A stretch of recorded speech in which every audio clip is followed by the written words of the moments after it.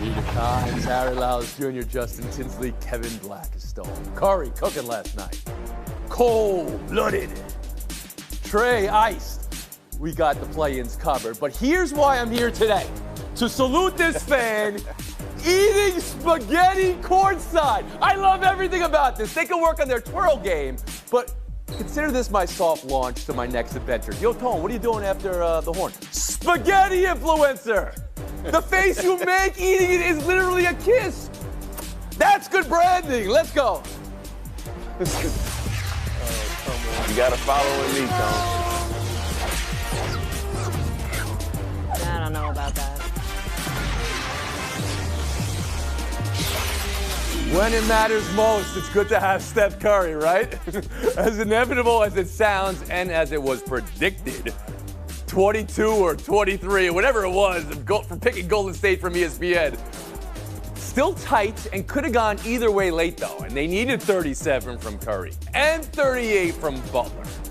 Curry had his thumb wrapped up. Morant had his ankle. He was limping all second half. It was a playoff atmosphere. And yes, they slurp of spaghetti. But the Dubs 121, Gribbs 116. Take away, Kevin Blackistone. Oh, man, what a great performance by those two geezers for the Golden State Warriors.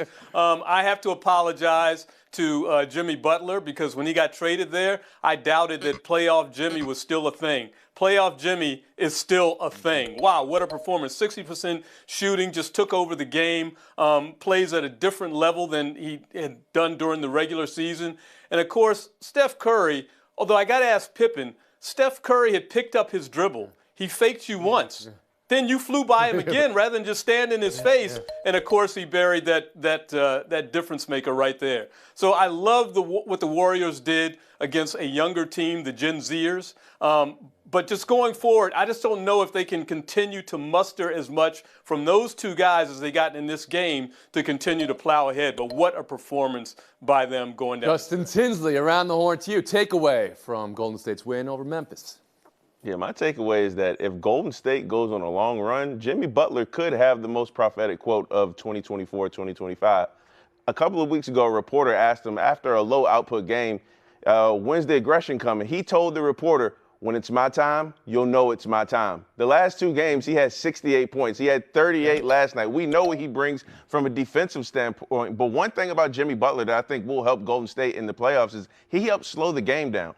Before he got there, Golden State, they were making 14.7 free throws a game. Since he got there, it's 20.5. That's the most in the NBA. And so I think drawing Houston is a good draw for them. They're going to try to pry on their inexperience, but this is a season series that went 3-2 in Golden State's favor. Out of those 5 games, the games are separated by 8 points. So if you're Golden State, you're kind of hoping that Houston rather, is blinded by the lights. But make no mistake, no one in the West has a quote-unquote easy path. Whoever comes out the West will be bruised, but they will be battle-tested as well.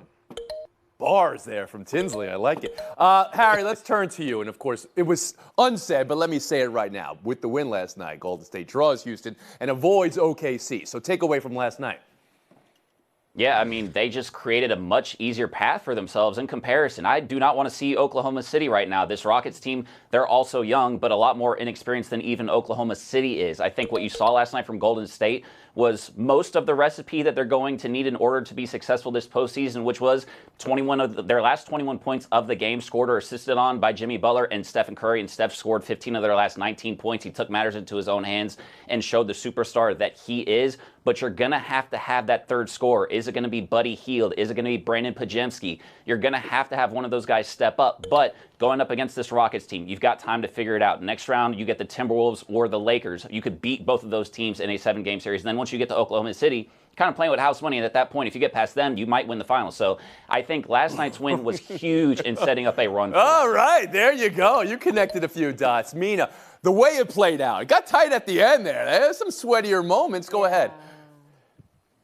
A little closer than you would like if you're the Warriors. And I'll tell you who that third scorer is not going to be. Kuminga. I don't know what is going on there. But they didn't need him in this one because this was the why we traded for Jimmy Butler game. You saw it, of course, over the course of the season. They were 24-7 with him in the lineup. But he doubled his points per game in this one. In the last 2 games, actually. He has clearly taken it to another level. And I think you saw really the benefits of having a second scorer who can take advantage of all the attention paid to Steph Curry. Jimmy was able to hunt matchups with the bigs, Edey, right, Jaren Jackson Jr. He also got to the line again, which has been a constant with him in the lineup. They went from having the fewest free throws per game in the entire NBA to the most. He was 13 for 13. All of that said, I got to correct KB. You said he was playoff Jimmy. That was play-in Jimmy. We're going to have to see if he's playoff Jimmy. I'm a little skeptical moving forward whether or not they can keep Right, when you have to play every other night. Okay, so the recipe, I think, is how Harry Lyles said. The recipe is there for Golden State. I got a recipe for a great spaghetti, all right? I mean, I'm not going to fault anybody. I have people in my own family who would spit on their own floor. Spit on their own floor to see somebody not twirling spaghetti like that. I'm fine with it. However you're going to take it, eat it. Love seeing it. Courtside at a basketball game, ordering the spaghetti. A man after my own heart. We'll move on. Travis Hunter is our next story, telling Garrett Podell of CBS Sports he would quit football if he can't play both ways in the NFL. This is the quote. It's never playing football again, is how he said it. Because I've been doing it my whole life, and I love being on the football field. I feel like I could dominate on each side of the ball, so I really enjoy doing it. Mina, how do you hear that? And how you think teams should consider drafting Hunter and this desire he has to play both ways in the NFL?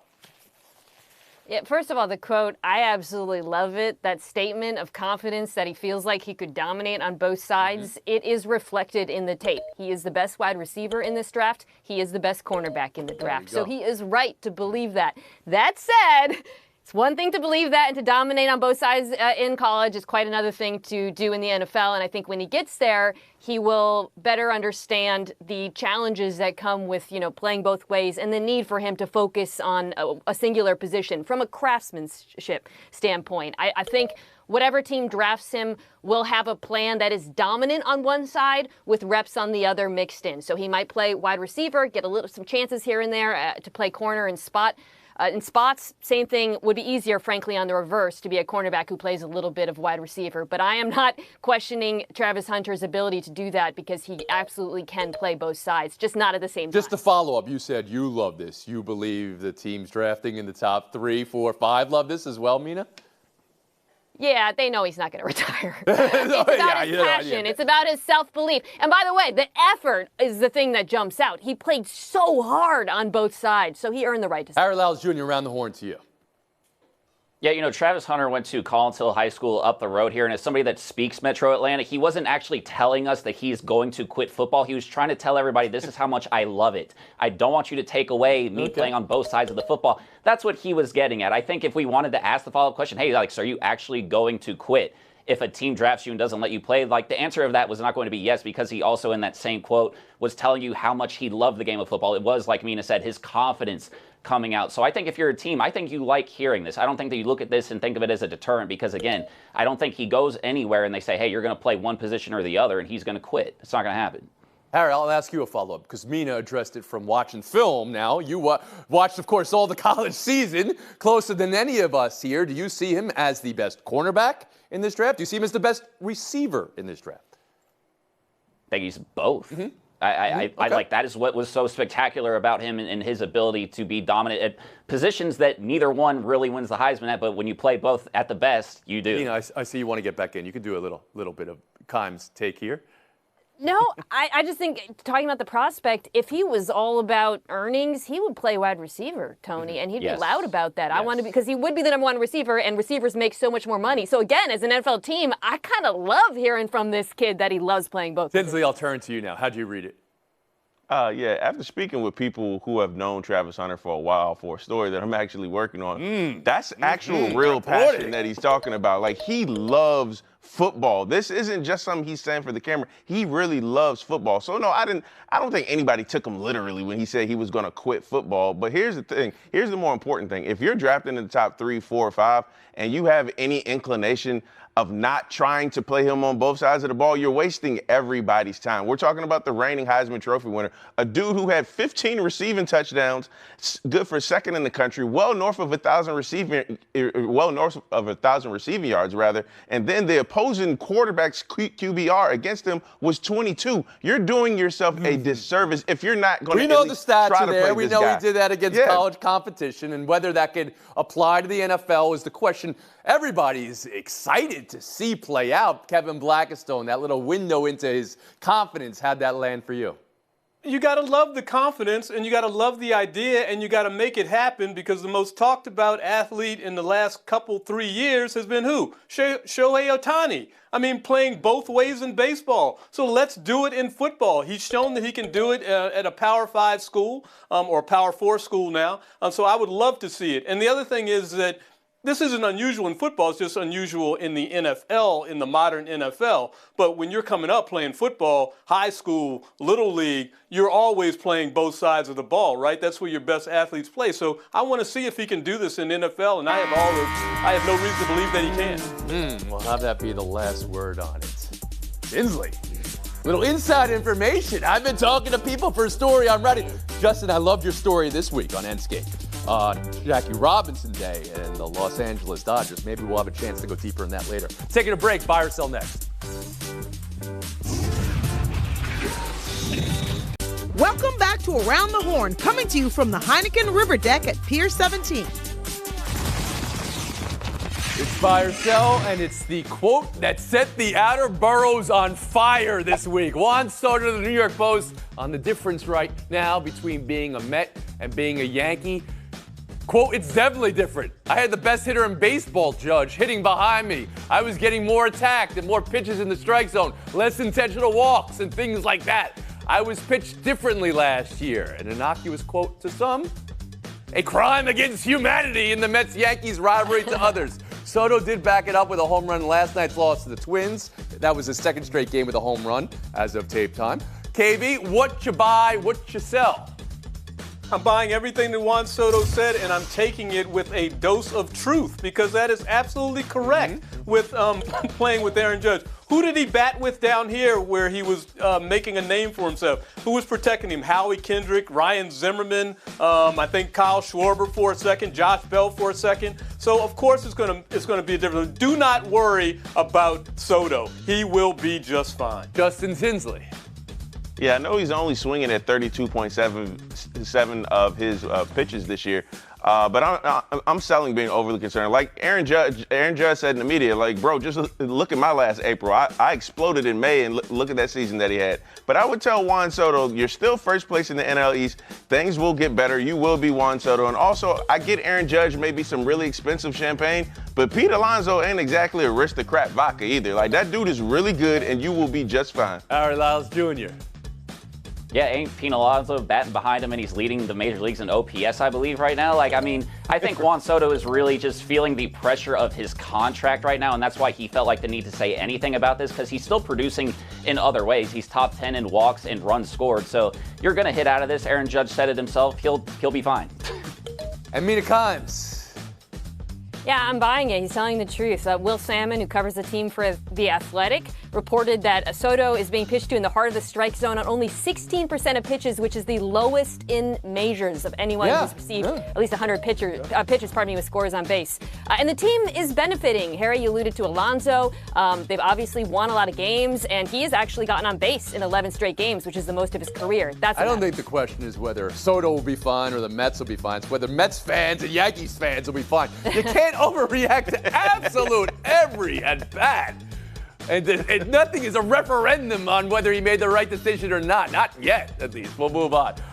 Buy or sell too. The Cole Anthony game, 26-6 and plus 32 for the Orlando Magic in a podium game in the win in the play-in. Trae Young, opposite side, play-in ejection. You don't see that. Down 20, 5 minutes to go, the second tee. you'll see here was for playing keep away from the ref and kicking the ball and making a mockery of the game, as the ref said it afterwards. Meanwhile, Young afterwards said sometimes he takes his frustration on the refs, but it's not for him, it's for his teammates. Said he was doing it for Dyson Daniels not getting calls. Harry, buy or sell mockery of the game? I'm selling this. Like Trae Young is definitely in the wrong here, but let's unpick the wedgie here. Mockery of the game is a little bit strong, okay? The reason that the Hawks fell behind in this game was not because of officiating, is because the Magic played much better defense than they did in the first half of that game, and Trae didn't score in the first quarter. This had nothing to do with the officiating. The bad officiating was at the Chase Center last night. But keeping away from the referee, that little kick, that little spike away from the ball, Can't do it. mockery of the game, Tinsley? I wouldn't call it a mockery, but here's the reality. Orlando got called for 25 fouls to Atlanta's 18. Meanwhile, the Hawks shot 34 free throws to Orlando's 27. This reeks of, we got curb stomped in the fourth quarter, then, I want to pick up for my teammates. Kevin Blackstone? And they also got curb stomped in the first quarter. I mean, they got run out of the gym. That game was over before it started, it seemed. And you can see the frustration with Trae Young. He's been a guy that's been questioned, picked upon for a variety of reasons. And then he goes out like that. After that great nutmeg, I love that. Mina Kimes. I'm selling this from Trae. I don't think it was making a mockery of the game, but he was complaining to the refs all night long, well before this started happening. And it also might be our lasting memory of him as an Atlanta Hawk, which is kind of a sad way to go out if they ended up trading him. Another game for Atlanta coming up. He's playing Trae. We'll move on. Football now. News of the day from the Baltimore Ravens. GM Eric DeCosta, non-committal on Mark Andrews' future with the team. Won't go into specifics on an extension for Derrick Henry either. Mina, what do you buy, what do you sell from no guarantees in either way, DeCosta? Yeah, I'm buying that the trade rumors around Mark Andrews have some substance to them. This has been kind of whispered about for a minute now. He's the third highest salary cap hit on their roster. They would save $11 million by moving on from him, by the way. And I think there will be a market for him. In the second half of last season, he was third amongst tight ends in yards per catch. I'm going to throw out a trade partner. The LA Chargers, John Harbaugh's brother's team. They need a tight end exactly like Mark Andrews, and they've got the cap. But would Baltimore, would it behoove them to trade him? Don't they still need production from the tight end position, Mina? They got a great young one in Isaiah Likely, and this is how great teams stay great and get out ahead. Harry Lyles Jr. around the horn of you. Yeah, I think now's the time to get out of the Mark Andrews business because of what Isaiah Likely showed you last year, and then also because of this tight end draft class. Obviously, Tyler Warren at the top is probably not going to be there for you if you're Baltimore, but there's guys like Colston Loveland that you could look at. I think Terrence Ferguson from Oregon has a lot of untapped potential. So, yes, now is the time to get out of that position and give Derrick Henry what he needs. Justin Tinsley? I was only an NFL GM on Madden, but I know these things to be true about the Ravens. You get that deal done for Derrick Henry, and in terms of the tight end position in Baltimore, as Mina just said, this is Isaiah Likely's team now. Kevin Blackstone. And to me, this season isn't even about Mark Andrews, though you brought it up. It's about Derrick Henry. Okay. He changed that team. I don't know why the conversation is not around him. That's not even something you have to think hard about. You just have to think hard about how many numbers you're going to put together for him. Then you can worry about Mark Andrews, and you do have Likely. Mina Kimes, Harry Lyles Jr., thank you for your time today. We got a showdown coming up we've never had in the history of the show because Justin Tinsley and Kevin Blackstone both reside in Washington. We split this, but a lot of people don't know this. Where is it filmed in Washington? The Kevin Blackstone Theater. But will it still be the Kevin Blackstone Theater if Tinsley beats him in showdown? We'll find out next. Upstairs, downstairs. Remember that? Tinsley Blackstone, good luck in showdown. Play-ins tonight. Heat Bulls, Mavs, Kings. Winner moves on for Atlanta and Memphis, respectively. Loser, Cancun. Don't need to say any more, Justin. Who you got?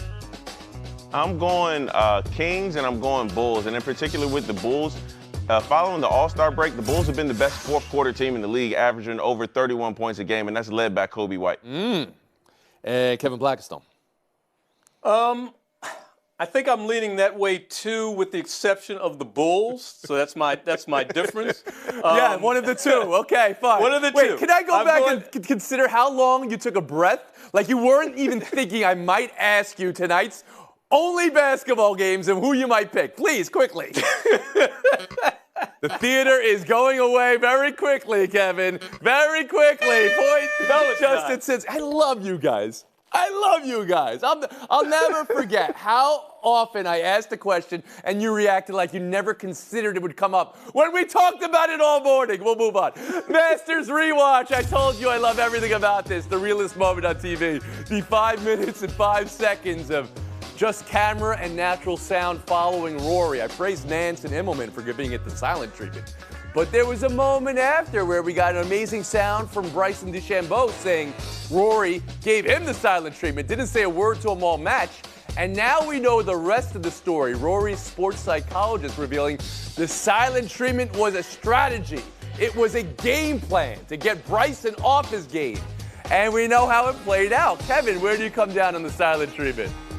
I understand it completely. Who among us in a relationship has not gone to the avoidance strategy over some important issue? It's not a good thing. It's not a bad thing. It's just a human thing. Justin, Man, let me tell you, as a married man, I've been on the wrong side of the silent treatment. And I understand DeChambeau. When you're getting the silent treatment, everything is scary. I'd rather you curse me out than to just not talk to me. You can make the case. It absolutely worked. Speaking of silent treatment, I believe we have our own version of the silent treatment. There it is, Kevin Blackistone muted. Wow, the Blackistone Theater sees a victory for Justin Timberlake. So yesterday was Jackie Robinson Day, and I can't shake the thought or the feeling that Major League Baseball and the Dodgers let Jackie Robinson down. They didn't speak up when his bio was temporarily removed from the Department of Defense's website last month. And yesterday, again, was Jackie Robinson Day. So everything felt performative. This is the most important player in the game's history, and they didn't have his back in a very important moment in time. We're on a 23-and-a-half hour break. We'll see you guys tomorrow.